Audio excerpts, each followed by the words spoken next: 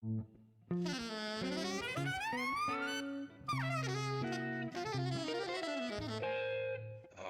Jazz.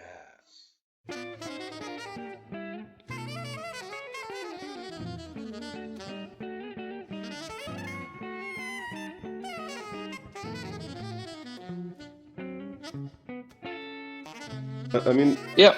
I've heard you live so many times, so many different constellations, and but I always loved your records as a band leader, your compositions, and ever since that Oh, thanks. first records, with Jeff Parker and those Right. guys from 2006. I mean, and but I wanted to start this talk with Knarr, and you guys played a whole bunch in Europe. I mean, the last 2 years, and just the tunes on that album are amazing, man. And like, I'd like to start this, like, how do you write music? What's your process there usually, especially for this, slightly larger ensemble? Right. Yeah. It's mostly a very painful process. We're all the same, right? Yeah. Okay. It's dramatic, but yeah, it kind of is, especially for like this bigger. I really love it, and it's such a good deep dive into that world that I want to explore and do more. I really I gain a lot from it, but it's also like to me it's not an easy process at all. Oh wow.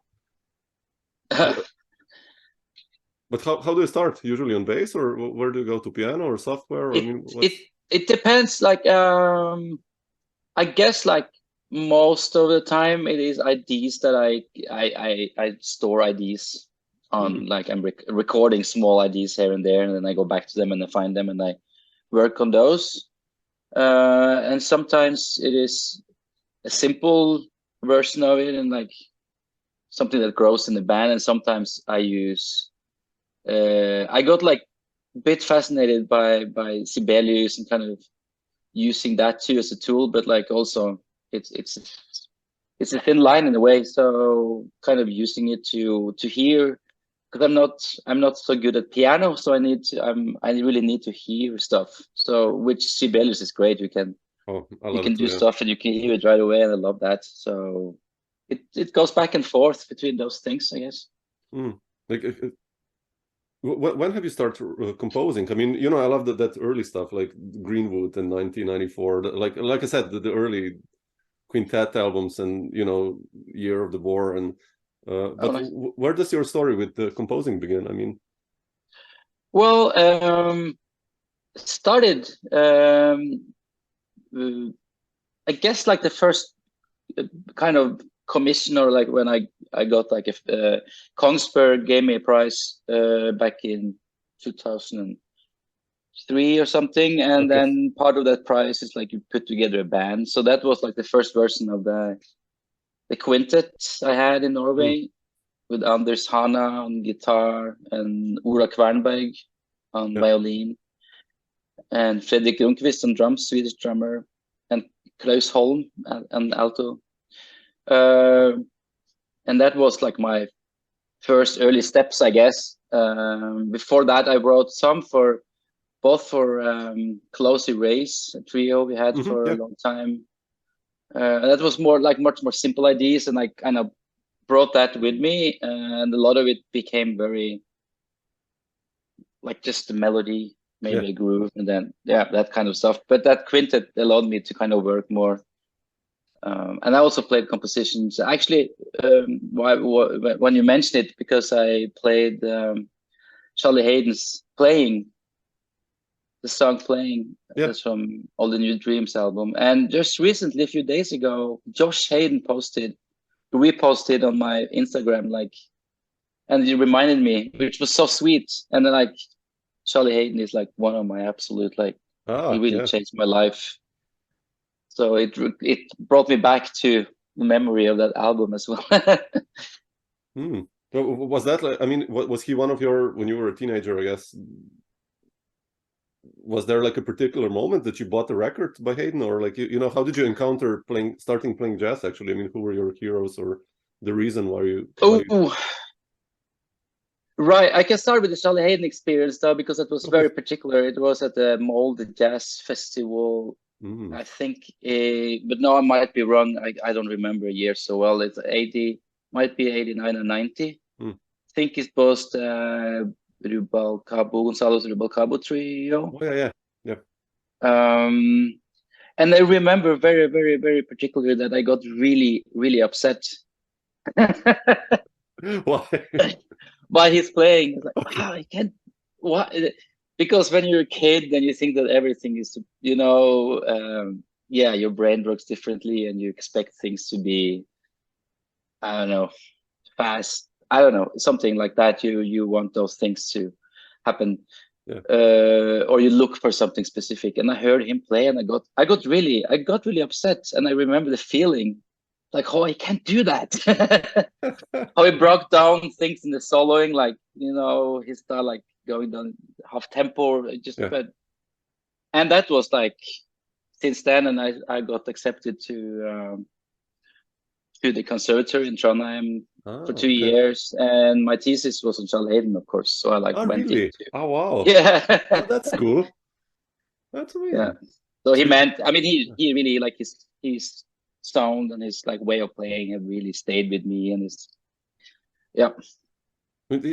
funny you mentioned Hayden, because when I listen to you leading bands, especially Knarr, it reminds me like a smaller version of kind of Liberation Orchestra. It's like you're supporting the band always. That's the idea I get. You as a band leader, it's not like 20-minute bass solos or whatever. It's just like really group playing, and this. It's like a team. That's what the idea I get when I listen to you. I really like that. I mean. Oh, nice. Thank you. Yeah, I guess that's I like the. Yeah, it's not about bass solos for sure, but to creating like the foundation or the music, some kind of foundation for the musician in the band. Yeah. But yeah, of course I listen a lot to Liberation Orchestra. Yeah, amazing stuff. Did you transcribe his stuff? I mean, Hayden's. Yeah, I transcribed like that school is very like into, that's like the core of the pedagogic and the methods in transcribing stuff. So yeah, I was doing that a lot those years, and of course I wrote down stuff from him from different periods, and it was really, really important. Yeah, for sure, seeing his way of like turning stuff upside down, like putting the emphasis on different place in the beat, like how he's walking lines is like beautiful. Go into that. Yeah. Sorry. Did you then through Hayden like started to investigate other bass players? I mean, the usual path, like. Yeah, for sure. But I mean, I've done that before too. But I guess around that time you start exploring, and then like it pops up. But really, before I started the conservatory, I was pretty green or fresh. Like I didn't know much about jazz at all. I was like 21 and coming from a small town. My family came from church music kind of thing. I didn't know much about jazz at all. So my experience so far was very limited. So it just like kind of exploded when I had met people around, I met people that exposed me for different stuff. So obviously that's what happens. Yeah. But I think another experience or remember was a memory was like hearing Paal Nilssen-Love in the Belonging Quartet. I think it was the My Song album, just a transition from a bass solo to a piano solo on one of the songs. It just like blew my mind. Oh, yeah. And I think like that. And yeah, everything around that, and then you start listening to Guitar Trio and Gary Peacock, like what the heck? And I started school, and I stayed with we lived together. Gisle Johansen, we had a band called Element, and he exposed me to the Coltrane. He was obsessed by Coltrane, and then I started listening to Jimmy Garrison. It's like I'm wanted to just figure out what that was, and so, and the snowball rolling. How important was the Norwegian tradition? I mean, I know you played with Jon Christensen, who's like, I mean, every American, even drummers I talk with, they obviously know Jon, like just like yeah. And but you know, there's like Jan Garbarek, like there's Arild Thunders and all these incredible players. How much were you aware of that past in your country? I mean, Yeah, I mean, that was everything that mattered, really. So, like when I started getting into jazz, like that was everything. That was like the credible thing to do, to play kind of in that tradition, like more in the Nordic, like saxophones had a lot of reverb. Like you came from the ECM tradition, and so at that time, actually, funny enough, you felt like you wanted to move away from that, because growing up and you wanted to do, like you wanted to do something else maybe. And I got a bigger kick out of like hearing like what I just told you, like Hayden and Ornette band and Coltrane and all that. Is like, and then knowing afterwards slowly that, I mean, that's what it all came from. Like Barak was like a huge Eiler and Rollins and Coltrane, and he managed to like melt all these things in 17 years old, like prodigy kid, crazy. But then they established their own sound, and obviously Christensen was just a big part of that whole journey. And I just recently, a few days ago, heard a podcast that's on the Norwegian broadcast about Christensen. Really? Where it's so interesting. It talks about his whole, but that thing what happened back in the days when they started off with Kvernberg. They were just kids and they won these jazz competitions, and then like the snowball started rolling, and he was part of that. It was Christensen was like the one playing with everyone at that time, and was part of shaping that sound. Obviously, that became like the Norwegian sound of jazz. And at that time they were just big heroes, and like, well, obviously. So I saw him a lot, but never played with him until like with that trio with Håkon Kolstad, which was that's beautiful, amazing. We did small tour. We played a few times around. We recorded a little bit and just get to hang with Jon, and it was beautiful. And known him for a while, and then just like get to really play and talk to him. That was really great. Yeah, I can imagine. He's such a storyteller and such a sweet guy. It's amazing because these guys played with everyone, right? I had a tour last year with Bob Moses on drums and Arild Anders on bass. Wow! Wow! Man, right.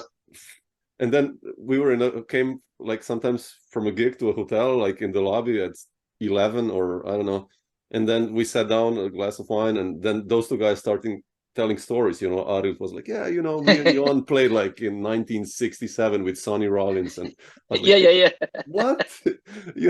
Yeah, exactly. And I'm like this, and I'm like this small kid there, like just like quiet and just listening, and Bob Ben's like, then I played with Mingus or with Dolphin. Like, what the fuck, Jesus, amazing.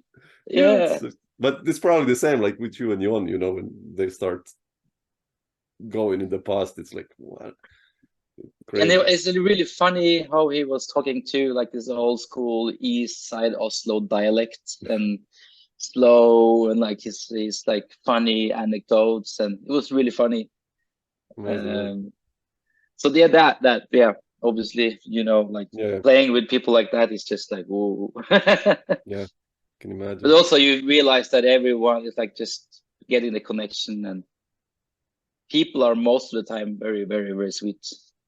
Yeah, I've noticed that. So. How important was, I mean, I want to ask you about, the improvised scene that kind of happened later and the more open stuff. But in the beginning, you kind of followed this, you started working with Nils Petter Molvaer and Bugge, Vesseltoft. And how did you meet those guys? I mean, they're a little bit older, I think, than you, right? And this now a little older generation, but Bugge basically picked me up when I was like a kid and just done at school, and he was like asking if I could play on this new album, which was basically like the first step in his like the new conception of jazz journey, which lasted for a long time and was important, especially in Europe, obviously. Like played, so I toured with him, and that was like my first real touring experience, and for years, which was super great. And Bugge was like such an amazing piano player and such a Yeah. sweet band leader. So that was also like he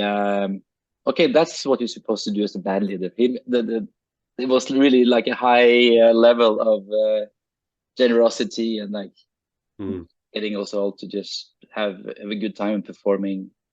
And his music was open, but still like specific with his kind of inspiration from house and club. The club scene was like a huge thing. Yeah. So it was very, very interesting and important for me to be part of that.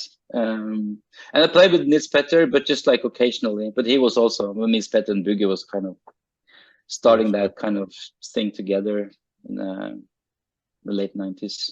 But that was all kind of what was going on in Oslo. After I was done school, I went to Oslo, and the scene, it's a venue called Boar, which was started then, and it became like this melting pot of, it was a club, it was a DJ, and then all of a sudden they put like improvised music on the floor in between the kids that never heard it. So it was it's inspired me ever since. Like, that's what I want to do if I do, arranging, presenting stuff. Yeah. Or just like expose audience to something that they don't expect. Oh yeah. Instead of like serving people exactly what they know, they heard it a million times. Like, okay.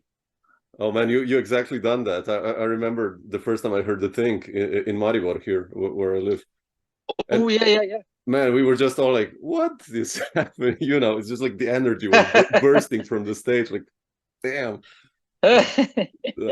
So you kind of you did that, if that was the goal. So, yeah, but how did I wanted to ask you about this. I mean, I talked with Mats also about that, Gustafsson, and something happened with you guys, like this new generation, including yourself, late 90s, I guess. This boom of following the tradition, yet you completely broke it, more in a more open way. Atomic, and the thing, like, how did these things form in Norway? I mean, also including yourself involved. I mean, yeah, absolutely. It's that too happened around like 99, really. Like, it's really the 90s that changed a lot, the late 90s. Me and Paal Nilssen-Love and Håvard Vik, we played a lot together. We had this band Element with this saxophone player Gisle Johansen. So we played a lot, and we already formed like this kind of strong bones. But we played much more traditional. We had a lot of it. Played with Joe Lubano. We played with Chris Potter. Really? With like an Oslo Jazz Fest, like invited, and we were like the rhythm section. And are there some footage or recordings of that? There is recordings of the Chris Potter stuff. Oh man, Joe Lubano. I'm not sure. Yeah, it's happening. It's really happening. It's cool. So that was like when we just started Atomic, and that thing was happening, and it was like, wow, this is like younger kind of, you wanted to do maybe more the traditional stuff. But then Paal was coming from like his family was like he knew about like the English improvised scene, the European scene, like, so he wanted to always like push in that direction. But what happened really was Mats heard me with Bugge, which is really funny. Okay. So that's where the connection started. Like, we played in a Jyväskylä jazz festival with Bugge, and Mats have heard about this really great female bass player, because Ingebrigt is like not the usual Swedish name, so he was sure I was a woman. So I was like, heard about this female like bass players. It's supposed to be great, and so I went to the show. I was like, who's this dude? But anyway, so that was like the first time we met, really. I've heard Mats a lot, and he played with Sten Sandell, with Raymond student Sten Sandell. So me met there and was like, shit, we should play together, and blah blah. So that was the connection, and he invited me to sub in Ali Trio for a US tour. Okay. So that was kind of my first step into like the more improvised world. I was remembering like really taking like, do I really want to do this? Because I felt it was kind of a decision to move away from the more traditional, but they were also doing the collaboration with Ken Vandermark in Chicago. Yeah, so exactly. That whole thing happened, and I went with him. I met the whole thing, like Hami, Jay Bishop, and Ken, like that. Chicago scene was on like the most. I think it was like a really good space then, and I met all of them, and it was so inspiring. And so a lot of things started, and then Mats got this record deal with crazy wisdom label on the Universal in Sweden. So that was like the first thing, as like this homage to Don Cherry. That was the start of that. And Element just all of a sudden kind of vanished, and we wanted to continue. So we invited first Magnus Bro and Håkon Kolstad. That was the first version. Actually, first Atomic was a quartet with Håkon Kolstad, and then Magnus. Oh, really? Okay. Then Håkon couldn't do it, and then Fredrik, and then bam, we recorded, and that was it. So a lot of things happened around like the 99, 2000 that just, kind of propelled a lot of things. Yeah, you mentioned Paal. I wanted to ask you, it's like you have Jon and Paal, and then it's like since 2000, I think you and Paal did like, I don't know, 200 albums or something. Where did you guys first play together? I mean, what's your connection there? And that was the Element. I was studying at the jazz. Actually, we met at the jazz summer course before I started the conservatory. That was in summer of '92. I met Paal and Håvard, and they both were like already really nerdy, and they kind of already knew everything about jazz, and I was just like, I didn't know shit. So meeting them was just, but we were jamming a lot and playing. So that kind of led to working the years after. And I remember with Paal, I guess we had that, like, you have this experience with some musicians that, like, a moment when you play, you realize, there's something going on. And I had that, especially with Paal. I think we played Freedom Jazz Dance, and it was like, whoa. Just a moment, like listening back to that, I don't know, but like it makes you realize there's some connection. And obviously we played a lot since then in a lot of different settings, and still do. Do you still surprise each other when you play? I think that's what really interesting and important with it, because Paal is very like he likes to challenge. That's part of his like just spirit and nature. I think he doesn't want to go in the same, like, come on, let's do something else, or so I think, but how we kind of contrast each other too, I think works really well, because we think of very different aspects. I think we're very different in a way, but I think I challenged him in the way I approach things, and he definitely challenged me. So it's still, I think that's important. It's so easy to go into the same. I mean, I'm sure we do that too, of course, but trying to avoid it at least.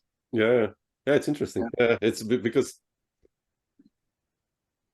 on the one hand, it's really amazing to play with one guy, because you build a strong connection. Yet you always have to. But you guys also do your own projects. I think that helps. And you come back with new ideas and new knowledge, and that's exactly. I think that's important part of it. The same with Håvard and me. We played so much and love playing with Håvard, and we have so many different projects. We're still talking about doing new stuff and developing a relationship in music. It's really rare to have those long. If you can keep those together, like, wow, friendship and music. That's incredible. It's hard. It's family, but No, it's I mean, I spoke like and played with Paal McCandless, from Oregon. Right. And, they played with Ralph together for more than 50 years, let's say. Wow. And I was like, shit, how do you inspire each other still? And he was like, he always comes up with some new harmonic ideas or whatever. And shit, man, that's amazing. It's like being married for 50 years. That's like, okay. It's not the easy thing. yeah, exactly. Wow, amazing. But, I wanted to ask you about your Chicago connections and your band leading. I mentioned the quintet with Frank Rosaly and Jeff Parker and Dave Rempis. And how did you decide to do that band? And I mean, actually, your story into band leading, did you immediately feel comfortable, like, presenting? Not really. No, I really still don't really feel comfortable. Really? I feel more comfortable. I kind of enjoy much more being a sideman, Interesting. Okay. but I've always been pushing myself to do it because I think it's important to see that side and also to kind of work on that. All that means with bandleader, there's so many aspects to it. But no, I moved to. I had my quintet, that first quintet in Norway, and then but the year after I moved to Chicago. Was kind of like I knew already because I've been there, so I knew the scene, and so I like, all right, I'll do it. And I kind of want to get out of Oslo, and it made sense somehow, so I did it, and that kind of course, changed a lot.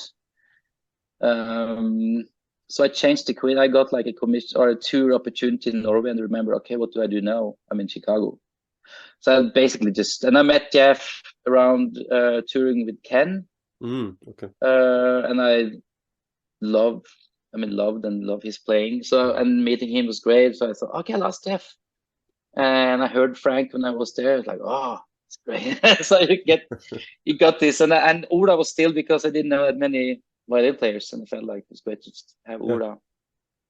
And and Dave Rempis was like, felt like, oh shit, that'd be cool. So I was like, and then I brought new music and we rehearsed in Chicago, and then we went to Norway on the tour. So that was kind of okay. But the band got together and we recorded that first album live in Oslo. Yeah, interesting. I love that band. It's so good. I mean, I love all your bands as a band leader because they are so diverse. You know, you did the Chicago stuff, you did the Norwegian stuff. Then there's that New York one with Joe Morris. Oh, the quartet, right? Yeah, Nate Wooley, man, that's some amazing music. I mean, you know, I'm a huge Joe Morris fan because he's incredible. That was all improvised, but I was editing a lot of it afterwards, kind of putting this together, editing pieces to put together. But that was totally like a joint effort and super experience to play with, and inviting Joe because I knew him really well, and I thought, okay. Yeah. So having Joe McPhee and Joe Morris. And also, oh, come on. Dream band, man. You know? Yes. Yeah. It's incredible. That was Cleanfeed who invited me to do that. And that time, Cleanfeed was like paying really well, paid all of us well to do it. So it's like, wow. At the same time, I recorded a duo with Joe, like the second duo album, Brooklyn DNA. Yeah, it's like I mean, Cleanfeed back then, it was amazing. I mean, I did a couple of records for them. It's right, but then they were really at the top of the game, I think. I think so, right? Yeah. You mentioned duo recording. I wanted to ask you about your story also with Evan Parker. You know, I think when I checked my records with you, I think I have like 60 CDs with you on, and I think I don't know if that's a good sign or bad, but I mean, I collect a lot of CDs, but you played, I think, with everyone on the improvised scene almost, like, but with some of the, you know, really important foundations of the European improvised scene. I wanted to ask you about, you know, your story with Evan, and on the other hand, also with Peter Brutzmann, slightly aesthetically different. How did you hook up with these guys and playing with them? And interesting. Evan was through the Taunus Orchestra quartet that Paul put together. If I remember right, he put together that band for Kongsberg, and that was Sten Sandell and Evan, Paul, and me. And that was, as far as I remember, I think, pretty sure that was the first time I played with Evan. But it was great. So that was really, really great quartet. I think we recorded 2 albums, played a few tours, but I was in Chicago then too, and Evan came around to Chicago a few times. So I think that we established some kind of communication really fast, because he also like kind of, he is like one of the legends in improvised music, and he established his thing, but obviously, I feel like it's really coming from jazz background. Like his playing is so much jazz, and like his phrasing and melodies in there. And I feel with myself too, like I always want to try to find those things in the music. And then finding like someone you can really like, we didn't talk about it, but it felt like, okay, we're trying to figure this, or I mean, I don't know. I mean, it was easy to communicate with him. Yeah, that's amazing. And he showed me somehow like that he liked playing with me. So we really enjoyed that, and we played a few times in different settings, ad hoc settings in Chicago. There's some recordings. I can't remember right now. It was so many different connections. I think at least one with Fred Lundberg home and different. So then I got the chance to play. We set up a duo concert in Oslo, and I got it recorded. Yeah, but we didn't play. I don't think we did much after that. So much was going on, so it's like we didn't like focus on, are we going to do a duo tour? Sure. Yeah, that's yeah. What about Peter Brutzmann? I mean, he's again such an important figure, I think, especially in the improv. Yeah, for sure. I mean, wow, I'm feeling so lucky that I get to meet him, and we toured a few times, and really fortunate to feel like got a connection with him. But we didn't play much at all. I've always felt like I didn't have the right sound to play with Brutzmann, you know. Like he's so like he's powerful, and always thought that he might wanted somebody with more of the old school, like I don't know, line sound, or like you just take different approaches when it comes to how to deal with the bass sound. I don't know if that's right, but like all the players like Kowal, Willem Parker. I mean, there's so many, but in the having much more like you can challenge him maybe more because of just the volume. But but every time I played with him, I really enjoyed it, and he was such a generous and sweet man. And he also, like I felt, was so much more like melodic and his approach was he loved playing ballads, and he always when he warming up, he always played standards. Oh, really? Oh, wow. Yeah. So it's like he's also coming from that kind of thing, but when he plays it, like, whoa, you just had to kind of. So I did a few things. He was guesting the thing for tour or two, I don't remember. And me and Paul played the trio with him in Chicago. It was really fun, and a few other times. So maybe more occasionally when it, but we never have any solid thing together. More than that. Interesting. Yeah, I mean, I wanted to ask you because he passed away this year, so it's I cannot. Yeah, really sad. Yeah. Such. Otherwise, Ingebrigt, also one aspect important of your playing is your solo bass records, and I love those. When did you start investigating that area of playing actually? And solo bass, that's quite an intimate and heavy endeavor, actually. Yeah, it's awful. Oh, God. No, who needs another solo bass record, right? No, exactly. No, come on. No. But when did you start that? No, well, I mean, right. I mean, I think doing solo as an improviser is probably some of the more important thing you can do to yourself. Yeah. Even if it's just for the process and for like challenging yourself, and so many aspects to that, I think it's really, really good and really challenging. But I think I remember it was like probably Mats and Paul. It was like, you should do a solo thing. It's like, all right, I don't know.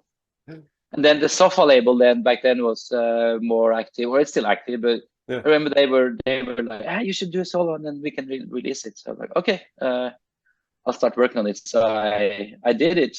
And I think also Paul had the solo CD coming out. That was before he'd been playing more solo then, either way. And he kind of also invited me to do a solo, to kind of play before him, which was my first solo concert. I was so nervous. I was shitting myself. It was terrible. But that was kind of also starting it's also a kick. It's also a huge kick to kind of be there by yourself and just kind of the time things, how you could be an hour, or most of the time it's just 15 minutes. like that thing is interesting. So I like it. I really kind of want to do another one. I'm thinking about it, but it's like I'm pushing it. But VJazz actually invited me to do a solo album, and I want to do it. Oh, really? Oh, wow. Yeah. So, but it's just there's so many other things that's happening. So it's kind of there in the book. Yeah, how beautiful. But I like it, and I kind of hate it. It's two sides to it. Yeah. It's a heavy one to be alone on stage. I mean, for maybe us like piano players and guitarists, it's easier, but bass also you can kind of get some chords in it at least, or harmony. Like, but you know, trumpet, yeah, for like, sure. I think that's heavy. Like Peter Evans or like Evan or like these guys when go 1 hour solo, it's like, man, yeah, incredible, right? that's scary. I heard Nate Wooley. I was touring with him a week ago. It was Oh. so great to play with him and hang with him and hearing him solo.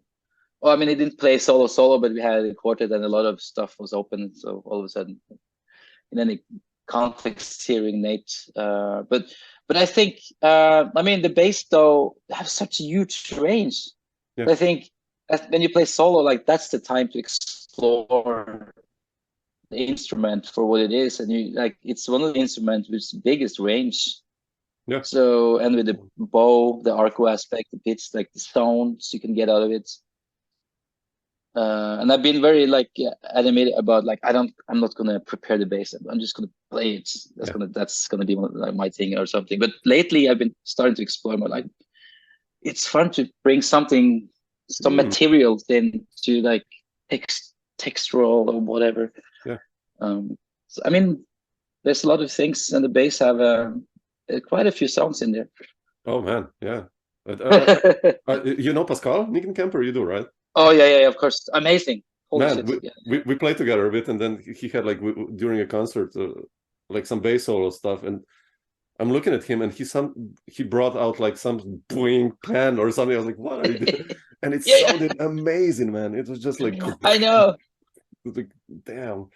I think also like hearing him, it just made me like, okay, he's doing that. That's so incredible. I'm not even gonna start like the different tools he brings out and like make the bass sounds. Wow. Quite cool, yeah. I haven't heard him in a while, but he blew my mind. Wow, yeah. Amazing.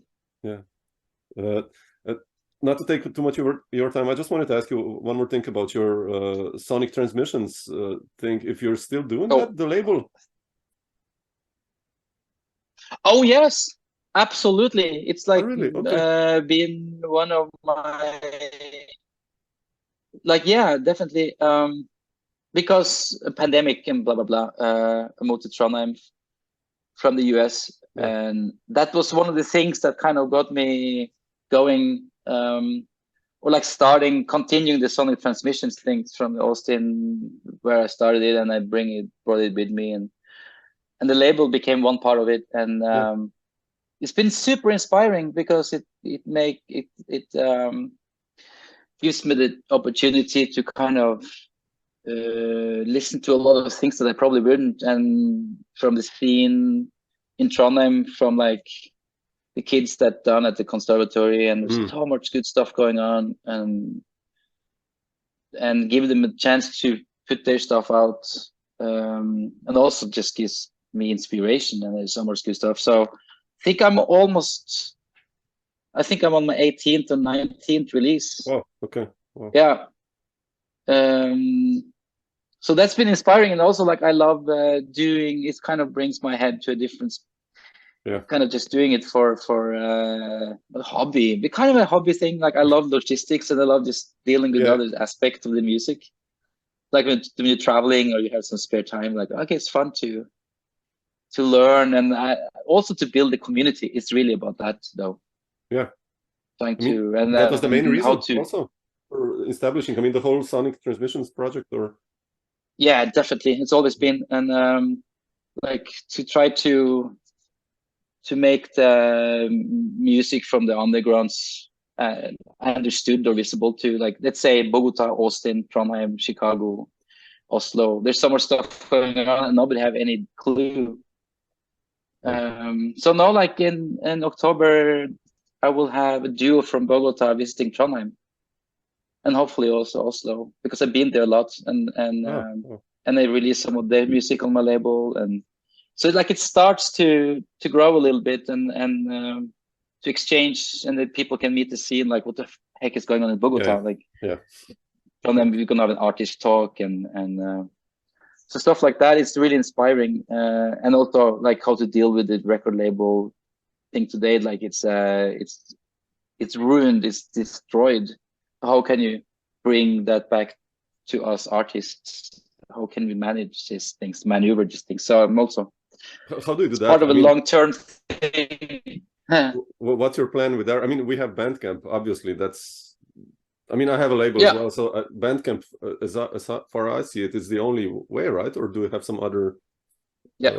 No, I think so. I absolutely think so, and that's where I put all the stuff out on. I'm still available on the streaming portals, and it's always like a baffling thing, like, it sucks, and it's such a terrible industry, but it's like, to be cynical, it probably won't never go away, and a lot of people around, they look for music on those platforms. Yeah, that's true. And in a way, like, okay, some ways like having it available means something, but it's also, Bandcamp is definitely the only, I mean, you sell one album on Bandcamp and it's the same as getting from the streaming portals for years. Yeah, that's crazy. Ridiculous. It's insane. So there's the conversation that should be more.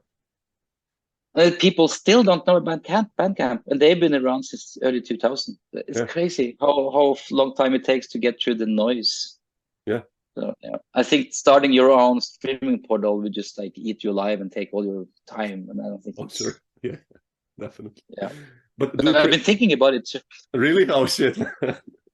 But do you print CDs as well of your for your label, or LPs? Mostly LPs. LPs now. Okay. Yeah, mostly LPs.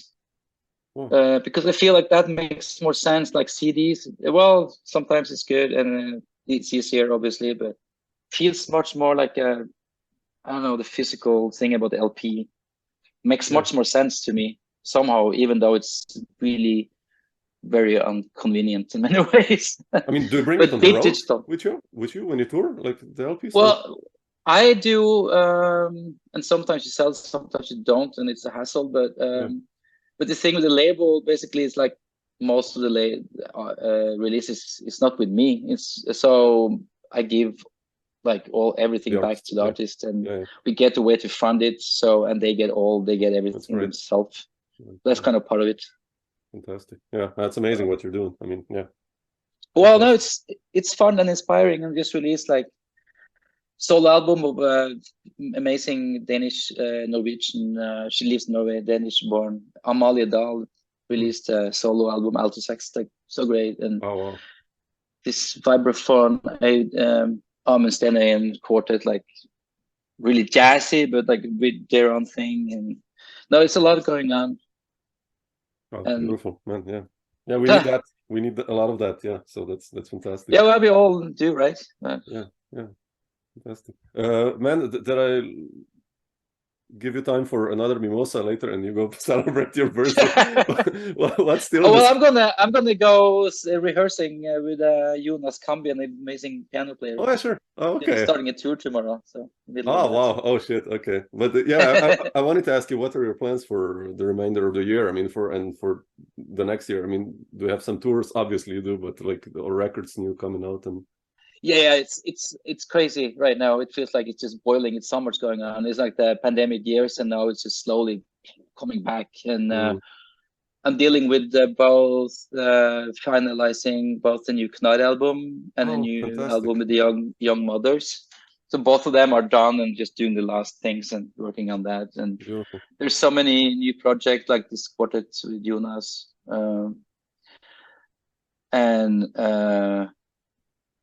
the whole fall is just full of really inspiring gigs and tours and new albums, new stuff.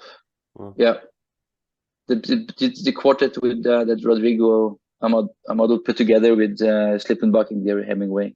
Oh wow! Doing more and more work. A little bit this fall, but mostly in the spring. The new album is coming out soon, and I black out when I start thinking about it. But it's a lot going on, and it's really inspiring. Just trying to keep, and it's a new quartet coming out to album in November with Jeff Parker.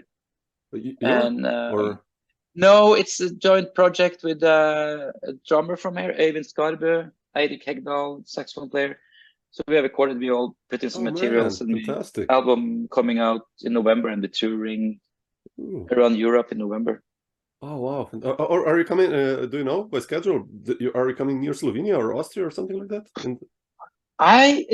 There's definitely some European dates, and I can't remember If I'll we try are, to find it. I think we do Belgium, Netherlands, maybe Vienna, but I'm not. I can't recall remember right. Okay, I'll follow. I will update my website with all that very soon. I should. Yeah, but cool, man. Thanks so much, Ingebrigt, for taking the time. No, thank you. Really appreciate it, and thank you so much. Made it happen. So thank you. Fun to chat, and I hope to get to see you live soon, and we'll have a beer together or something. So let's do that. Definitely. Cool. Thanks for doing.